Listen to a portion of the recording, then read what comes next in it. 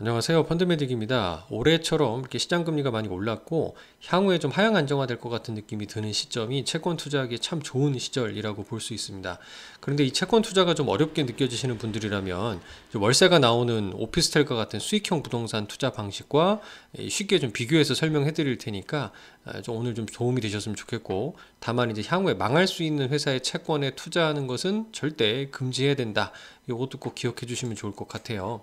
오피스텔 등 수익형 부동산에 투자 올린 이렇죠. 월세가 50만 원 나오는, 연간 600만 원 월세가 나오는 분양가 1억 원의 오피스텔을 샀다고 치면 1억 원을 600만 원으로 나눈 연 6%가 나의 수익률이 됩니다. 물론 여기에는 이제 보유함으로 인해 발생하는 재산세 등등은 뭐 취등록세 살 때라든가 이런 거 다 뺀 그냥 세금 없이 순수한 월세 수익률만 가지고 계산한 거예요. 만약에 이거를 제가 시장에서 부동산에서 1억 2천만 원에 조금 더 비싼 가격에 샀다고 그러면 당연히 내 기대 수익은 좀 떨어지겠죠. 월세 가격이 올라주지 않는 한 조금 내 수익률은 떨어지는 효과가 발생할 거예요. 요거를 똑같이 채권에 적용을 해보면 이렇습니다. 연간 60만원, 발행 가격이 1000만원, 분양가라고 생각해보면 한 6%대에 기록하는 채권이 있어요. 이자가 보러 5만원씩 나오는 거죠.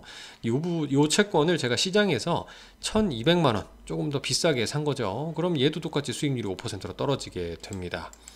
연 6에서 5%로 하락하니까 가격은 상승하는 원리이죠. 시장의 금리가 하락을 하면 채권의 가격이 상승하는 원리랑 같다라고 볼 수 있습니다. 다만 채권 투자할 때 조심하실 점은요, 내가 발행한 회사가 이제 배를 째면 안 되죠. 망하면 안 됩니다.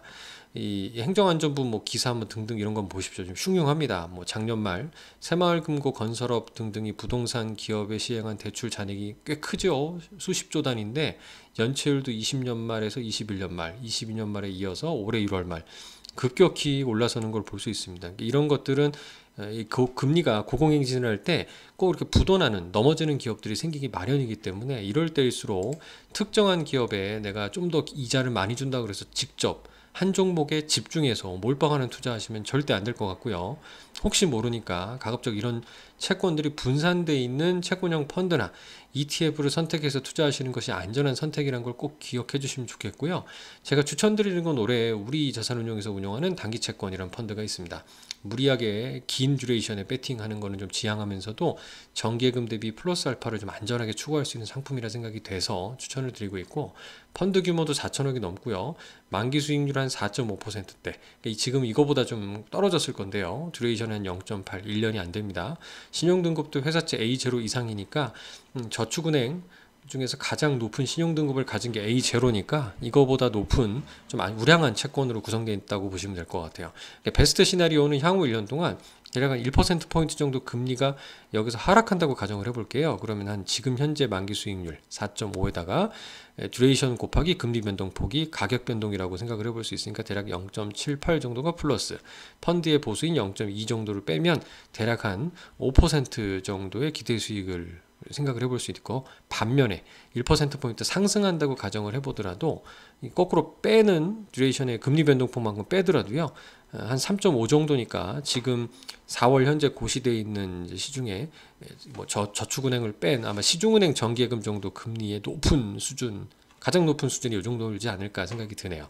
이건 또 어디까지나 이제 단순 계산한 거니까 실제는 좀 다를 수가 있고, 요 만기 수익률은 내가 시장에서 얼마에 사냐에 따라서 맨날 달라집니다. 그래서 이거는 아마 조회하는 시점에 따라 조금은 이거보다 높아지거나 낮아질 수 있다는 점도 유의해 보실 필요가 있으니까요. 이렇게 채권을 좀 올해는 제가 봤을 때 좀 무리하게 주식을 무리한 투자보다는 좀 채권을 통해서 좀 예금 금리 이상의 좀 안전한 수익을 노려보시는 것도 좀 좋은 대안이 되지 않을까 싶어서 말씀드렸습니다. 감사합니다.